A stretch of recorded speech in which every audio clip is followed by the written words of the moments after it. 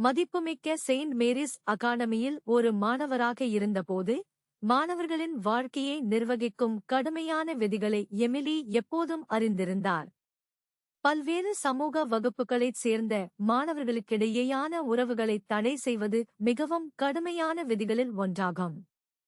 Emily ஒரு கீழ்நடுத்தர வர்க்க குடும்பத்தைச் சேர்ந்தவர்.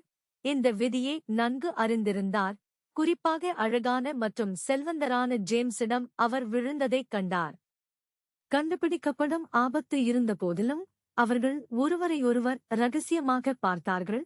இனிப்பு குறிப்புகளையும் திருடப்பட்ட பார்வைகளையும் ஹால்வேகளில் பரிமாறிக்கொண்டனர். அவர்களின் காதல் வலுவாக இருந்தது. ஆனால் பிடிபட்டு பிரிந்துவிடுவோமோ என்ற பயம் எப்போதும் அவர்களைத் தாக்கும்.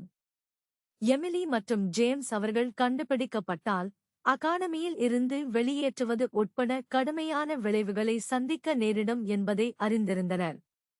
ஆனாலும் அவர்களால் ஒருவரையொருவர் ஈர்த்ததை உணராமல் இருக்க முடியவில்லை.